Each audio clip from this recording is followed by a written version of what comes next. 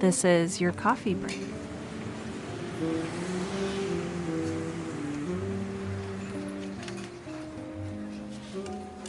Hi, friends. Tonight, I'm so pleased to introduce you to Hend Hegazi, who is an author of the upcoming novel Behind Picket Fences, as well as the novel Normal Calm.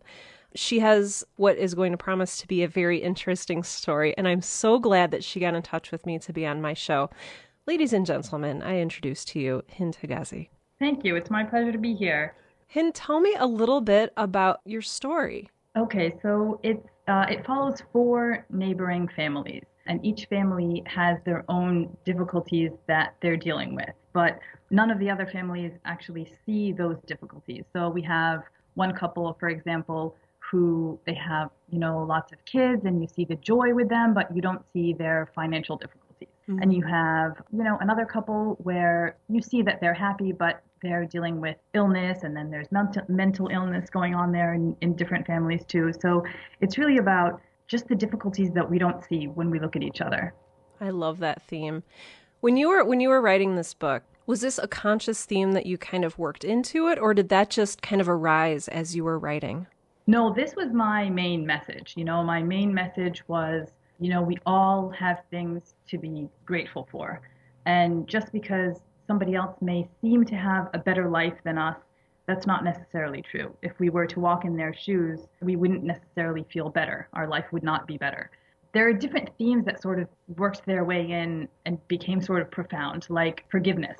I think forgiveness is a huge theme in the book, and that sort of just wove its way, like you said, it just wove its way into the book. But I'm glad that it did that. I'm glad. Those are important things to talk about. Are these themes, since they were very consciously put into your book, are these things that you sort of have found yourself dealing with? I think that to some degree, we all do that, right? We all look at somebody else and we say, I wish I had that. I wish I had that life. We all, at the same time, we think, what do I have? But I think it's very important for us I try to be grateful for everything. But that doesn't mean that my life is free of difficulties. I have my own problems just like everybody else. And I just wanted to say that to everybody. I wanted everybody to be aware that, even though you have it hard, you still have lots of things to be grateful for. And sometimes that makes a big difference. When you're aware of that, it makes a big difference in your own life. If you dwell on the hardship, it makes your life more negative and it makes it more difficult to just get through. Are these themes that also come across in Normal Calm and in your poetry as well? My poetry is more, it sort of happens when I get inspired by something, Mm-hmm. whether it's, a conversation with somebody or stuff that's happening in the news or things like that. The Normal Calm I wanted to show, because Normal Calm is about an Arab American woman who is raped by somebody who she considered a very good friend. And it's about how that society looks at her once she's raped. And I really wanted to shout out and say, victim blaming is not okay. It happens in so many cultures, and I wanted to shout out and say, we have to stop it. It's not okay to do that.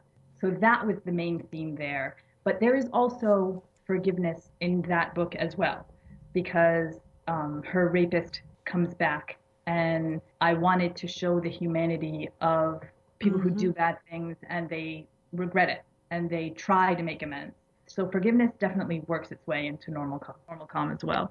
That's such a volatile theme. It's such a theme that I think a lot of people feel so passionately about. Was it difficult to kind of keep it under reins and just not shout your message from the rooftops? um, I think, well, a lot of the people who have read it have said, you didn't touch enough on her emotions. You didn't touch enough on what she actually went through after she was raped. And looking back on it now, it was a mistake on my part to do that, but it wasn't my focus. My Mm. focus was on the social aspect of it. And I think that I did it in such a way that the message is clear to everybody without, like you said, shouting it from the rooftops. I hope so anyway. You'll have to read it and let me know.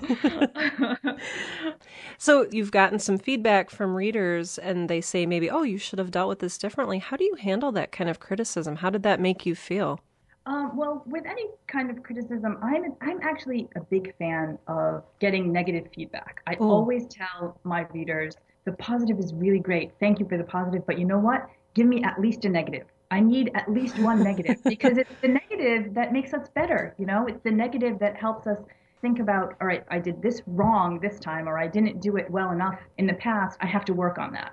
So with any kind of criticism that comes my way, I step back from it because you don't want to take it personally, and you always do the Hmm. first, as soon as it comes at you.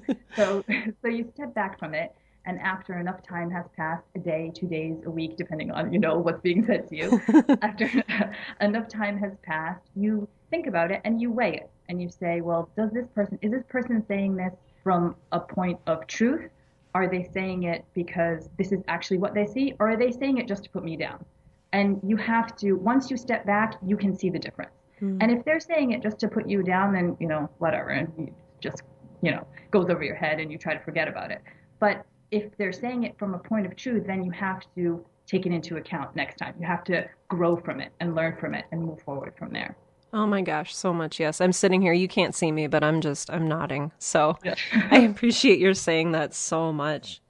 I'm also very curious. I want to know a little bit. I'm always curious to know different writers' writing processes. So when you sit down to write a book or write a poem, and actually I understand that those are very different, so we'll focus on books for now. When you sit down to write a book, what does that look like for you? Well, first of all, I start with a plot, which I'm learning the more that I read about, writing fiction. I'm learning that that's not really the way to do it, but that is always how I've done it. Yes, I know. The more I learn, everybody says, build your characters, build your characters, build your characters. And I'm like, why didn't anybody teach me this a long time ago? I don't know. But so that's always how I start. I start with, or how I've done it in the past. Hopefully, I won't continue to do it like this because everybody's telling me that it's wrong. So I start with a plot, and then I think about, where it can go and what kind of characters will work into that plot. So that's how it is. I mean, most of my writing happens at night when my kids are asleep Mm. because that's, when I can like think clearly, even Yes. though I mean they're gone. I mean, they're at school most of the day, but I try to get like, the cooking and the cleaning and all that stuff that just doesn't even need to get done. You feel like this can Yes. wait, but it can't wait, But it You can't. still have Yes. to do it. Yeah. So yeah, I try to write at night when they're asleep. And everybody tells you you have to write every day, and I agree with that, but I don't always do that. I can't because I'm not always doesn't always come to me. I need for it to be natural. I Mm. can't force it. If I get to a point where I have to force it, then I have to stop and do something else, whether it be writing or reading or whatever. Yeah, I appreciate your honesty in saying that. You hear a lot of writers who say, "Oh yes, I write every day," and sometimes you're just like, "Really? Do Yeah, you? exactly, Can you exactly. can you do that?" I know that I'm a proponent of saying, you should write every day, and I should really tack on the if it's possible, or if you can, or if you have the mental energy and capacity to do so. Exactly. Yeah, so I appreciate your saying that. So thank you for sharing your process with us. And I'm always curious to know about people. The internet age has made us all stalkers. And so I have to admit, I looked at your website, which for listeners out there is hendhegazi.com, which is HendHegazi.com. And I saw that you were originally from Massachusetts and you have a degree in biology. Yes. And then you ended up in Egypt writing fiction. So, oh my gosh. I can I know your story? Okay, so yes, I was born and raised in Massachusetts, and I went to Smith and I graduated with a degree in biology, and I was actually that I mean I love biology, but it was, my parents who really wanted me to go to Mm. medical school. Mm-hmm. And actually, I was enrolled in optometry school, but then my younger brother passed away suddenly. So when my younger brother passed away, we sort of reevaluated sort of the course of my life. I was already engaged to my now husband. So my father said, I want to see you have a family. If you Mm-hmm. don't want to do this, then Mm-hmm. just go and start your family. So that's what I did. And, I'm glad that I did. I mean, it was difficult time, of course, but looking back on it, I'm glad that this is where my life has led me to. I have 4 kids. I would say beautiful, but they're still obnoxious. So, yeah, so I have 4 kids, and My parents are originally from Egypt, but I never lived here until I moved here as an adult. Hmm. So it was a change for me. I've been here for 14 years now. It was a culture shock, as they say, because even though technically I grew up in the same culture, I mean, in my home, it was the same type of food and it was the same language and all that, but it's never the same when it's a country that you haven't actually lived in and when it's, let's just be honest, it's a developing country.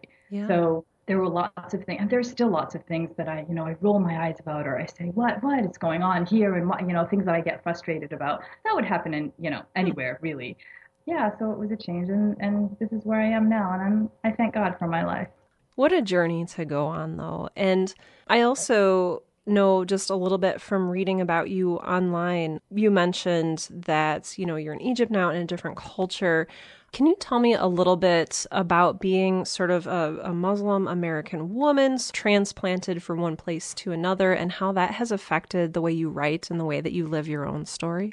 Ah, that's a great question. Because I lived my whole life as a minority, right? And when you're a minority, when you're the only girl who wears, who covers her hair, who wears hijab in a high school of about 1,000, you Hmm. get used to it. You get used to it. You either, not you either, you have no option but to just be strong enough to just deal with everything that comes your way. Hmm. And you know that, I mean, there were Snickers and there were sneers and there was, all the stuff. This was this was a long time ago. This was way before 9/11, Oh, when it yeah. was just, I was looked at as strange.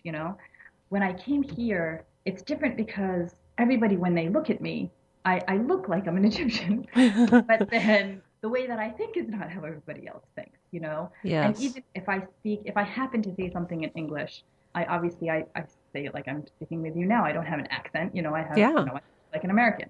So people will look at me strange and say, "What is that? Like, what's going on there?" Because here, I mean, they learn English in school, but they have heavy accents, like, Hmm. anywhere where English is taught as a second language. So it's interesting to me because I feel like, in one way, I fit in neither place. I'm a minority back home in the US, and I'm looked at as strange here sometimes, but that's okay with me. I've grown to accept it, and grow into it and say, well, I fit in somewhere in the middle. And I'm sure that that comes out in my writing. Hmm. All of my writing, all of my fiction has some kind of a Muslim American character. And I think it's important because we don't have those kind of narratives enough. I mean, they don't exist enough in our Hmm. literature. I mean, there are lots of other authors like myself who are trying to sort of break that barrier down so that there are more narratives. And so that when you pick up a book, it'll be mainstream for you to come across a Muslim character in a story because it's mainstream for you to come across a Muslim American walking down the street. Hmm. So yeah, it definitely shows up in my work, and I'm glad that I learned from a young age how to adapt. How to just adjust to the way that people look at you. Don't get me wrong, I'm really glad that I don't live in the U.S. right now Yeah. because the horror stories that I've heard about the Islamophobia is like going out of control. The hatred just in general in the US has me so sad. Like I'm just Hmm. so disheartened by what's going on. But we have to keep the hope tomorrow will be better. What a lovely message for that. And what a place to come from too, where I know that in a lot of literature, home is such a strong theme. And to go from place to place, not really feeling like you belong in either space, and then not feeling like your works belong in the mainstream. I mean, that has to have a very uncomfortable effect. And so I don't know. I don't want to say like I'm sorry for it but I'm definitely empathetic and sympathetic to that. I'm not saying this very well. No, I Um, understand what you mean. No, I appreciate that. But I think that we just have to keep working to change it. yes. And I think that that's what we're doing. I think that, the Muslim American authors that are out there are really putting in an effort. And I think that the near future will show differences in that field. Oh, I hope so. I hope Yeah, so. I love the idea and the concept of the mainstream just growing to be actually literally mainstream with exactly. and Yeah. inclusive Yeah. and just so yeah, that kind of hits me very hard as well. So speaking of your faith, which you've talked about as well on your website, you speak of sort of centering things around a God consciousness. Is that something that you're comfortable telling us a little bit about? Yeah, of course. It's a very I want to say like it's the main theme in Islam. Mm. It's basically how we live our life, all it means is you are always aware that God knows what you're doing. If you are always aware that God sees you, your actions are going to change. I mean, that's it in a nutshell. Just that we have to be good to each other because God sees us. I want my good deeds to far outweigh. We're all human and we're all gonna mess up, but Yes. um, but if our good deeds outweigh our bad deeds, then that is the goal, and that is what it means to be God conscious. Do you feel like that has influenced your work? Definitely. For example, there was a scene in Behind Picket Fences where two of the characters were gonna like have a drink, and I wrote it out because drinking in Islam it's forbidden. We don't drink. So I changed it so that they're having coffee instead of having a drink. You know, Yeah, I mean the characters in the book they screw up because in life we screw up, but I didn't want it to look like I was glorifying something that I don't believe in. very fair. This is so fun. Is it? Yes, it is. I hope so. So I'm an introvert, and so I get very like, I don't know, very sensitive to like other people I'm talking to. I never want to waste their time, and I always want to make sure that we're having these like super profound conversations. So It's very fun. And to be honest with you, with like your questions and just the way that you deal with like, I mean, not just me, but the other guests on your show. No, you wouldn't know that you're an introvert. oh, You good. know, I mean, you do a great job of hiding it, I guess. Like podcasting is such a weird hobby. I'm just sort of closed off in my office in my little tube of audio foam, and I'm just so alone. And yet, my voice is reaching all these people. I never know quite how to feel about it. And so thank you for bearing with No, me. you're doing a great job. Keep it up. You're doing a great Oh job. gosh, I appreciate that so much. Thank you. So, I want to know, what is your absolute favorite thing about writing? I think that you get to create a world that isn't your own world. And you get to live in that world for a little while. Because sometimes you're missing that forgiveness in your own life, or Mm-hmm. you're missing that love in your own life. And when you can write it down, when you can make a story, then you can get to feel those emotions that you so desperately need. Talk about creating the world that you want to live in. I mean, that is certainly one very powerful way of doing that, and doing it in a way that it can affect other people as well. Exactly. Yes, exactly. Oh, I absolutely love that. I'm also curious, when did you start writing? Like, what made you, as a graduate from an American college with a degree in biology, what first made you sit down and say, I'm going to write some fiction? Well, I've always, I mean, since I was a child, I've loved writing. Actually, when I was in fourth grade, the storytellers came to our school, and for that unit, our assignment was we had to write a play. And the play that I wrote actually made it into like the local newspaper. Oh my gosh, that's Yeah, awesome. yeah. So just from that moment on, just that feeling, I wanted to write, you know? So it's not, I didn't really switch gears anywhere, even Mm. though like technically my professional life was headed in a different direction. It's always been inside of me. For my first novel, it started off as a short story. And then I said to myself, well, you've always wanted to write a novel. Why don't you just expand this and make it into a novel? And that's what I did. Oh my gosh, good for you for doing that, for seeing Yeah. something that you wanted and going for it. That's something that a lot of people, even though they love to write and they recognize their talents in writing, it's something that a lot of people have trouble following up on, or, just taking the plunge and doing. So I, that's really I think, cool. yeah, well, I think that what it comes down to is committing to it. I mean, it took me a very long time. It took me like maybe 5 years to write my first novel from start to finish. But it was really 1 year of writing when I said to myself, "Are you going to do this or not? You know, are Mm. you going to write it or are you not going to write it? Decide." And when I said no, I'm going to write it, I said I was committed to it. You know, I said that's it. I'm going to write as much as I can. I probably didn't write every day, but I wrote as much as I could every day. And and so I think that that's a huge step that you have to make it a priority and commit to it. And then things will sort of fall into place, you know? Yes, they will. I love the idea of making that promise or that commitment to yourself that you're going to do it. Speaking of that, This is a question that I always like to ask because I feel that mentorship is very important in a writer's life. And so I'm curious if you've had a particular writing mentor or just a regular mentor, and what maybe a great piece of advice that they gave you was.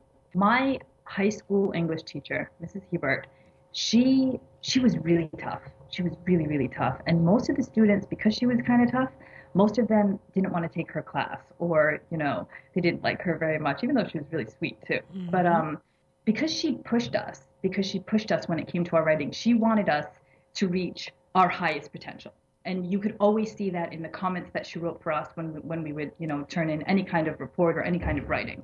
I mean, it was a long time ago, but I credit her for where I am now, even though, I mean, we're like Facebook friends, but Oh, that doesn't really, yeah. I mean, it's not like I'm getting writing advice from her now still, but what she helped me with all those years ago, I'm sort of been building on that ever since. wonderful. So she kind of gave you the strong foundation that you needed. Yes, exactly. That's awesome the way that a person who touches your life, however many years ago, can have that really lasting effect and start that ball rolling. Do you have any advice for aspiring writers? My advice would be make it a commitment. You are a writer whether or not anybody else sees what you write. You are a writer because it is part of who you are. And if you commit to it, the way that you commit to so many other things in your life, you will end up going down the path that you want to. If you want to eventually get published, then you'll find yourself there if you commit to it. Which, like I said, I mean, most people say you should write every day, you should write. And I guess, yeah, you should write every day if you can. But if you can't write, you should still keep your mind open. You should still always be open to what's going on around you, and you should be writing down notes about what the guy next to you in the cafe said, and like all that stuff that's happening around you, because it's all research, I guess. It's all Mm-hmm. research, it's all stuff that you might be able to use later. So be open to everything that's going on around you and commit to it. And if you decide that you don't want anybody ever to read your writing, that's fine too. You're still a writer because it's what you define yourself as. That is absolutely lovely and absolutely true. And I even love that you expanded the definition of writing to not just include the act of writing, but to just include the way that we live. Very true. I mean, it's true, right? I mean, that's what we all do when it comes to fiction, especially. You Mm-hmm. take things that happen and somebody said something and you're like, oh, I gotta write that down. I'm gonna use that next time. So, I mean, it's just true. It is. How not only how do we fit writing into our daily lives, but how do we live out our writing? Thank you for that. My gosh.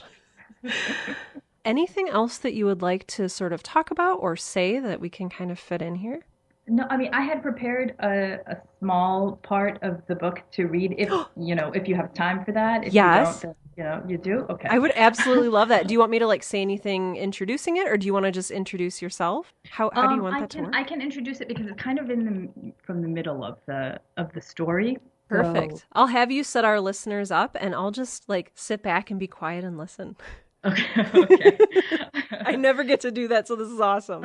Introvert is happy. Okay, but very good, very good. I'm glad I could be of assistance. Okay, so this part of the story, it's about halfway through the book, and one of the main characters, his name is Ferris. He is married to Sidra, and he has reason to believe that Sidra is having an affair. So when he first has that hunch, he asks his younger brother Farouk to spy on her.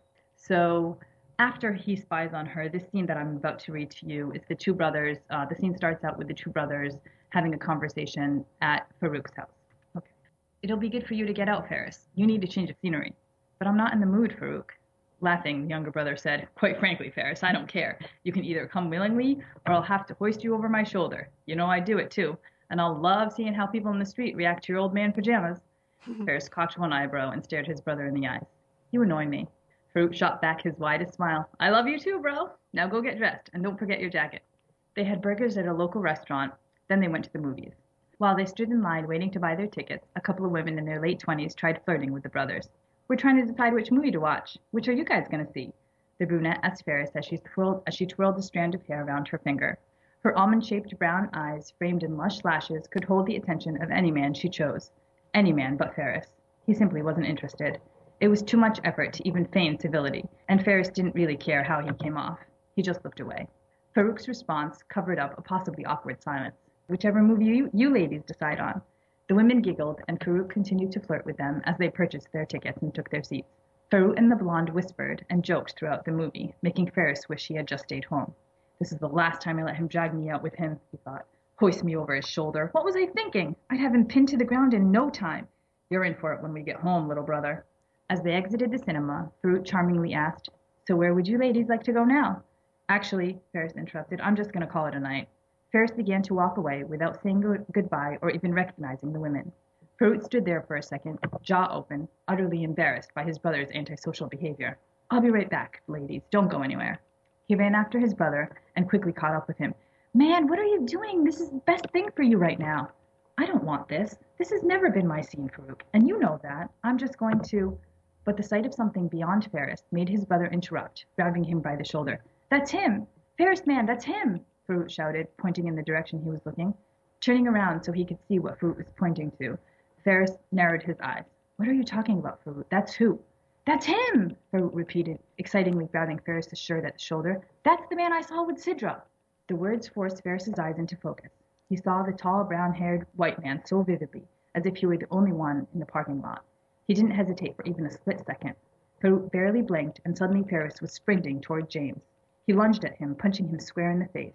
The man fell to the ground as the woman who was with him let out a gasp and crouched to the floor beside him. Looking up at the attacker, she screamed, What the hell is wrong with you? Why did you punch my husband? Ferris hovered over the couple, breathing heavily, rubbing his throbbing knuckles. Farouk, now standing beside his brother, held Ferris's arm back and spoke out. Your husband is having an affair with his wife. Isn't that right, James? James, the woman yelled. He's not James. And that's all I'm going to give you. Oh now. My gosh. Wait, that's a real cliffhanger. Yeah. Well, I hope that works. I hope that, that gets people's attention, hopefully. I think it will. So if people are interested in purchasing your books, what should they do? The books are available anywhere books are available, but starting July 1st. But they should be available for pre-order around May 20th. Pre-order like on Amazon. And there are links to your books on your website? Yes, that is correct. Excellent. And once again, her website is hendhegazi.com. That's HendHegazi.com. I do encourage you to go there and support this lovely author and her wonderful works, which I now really want to read. So thank you so much. Thank you so much. Well, thank you so much for sharing your excerpt and just for being here with us today, for sharing your words and your thoughts and your insights. This has been truly, truly lovely. It has been my pleasure. Thank you so much, Sarah.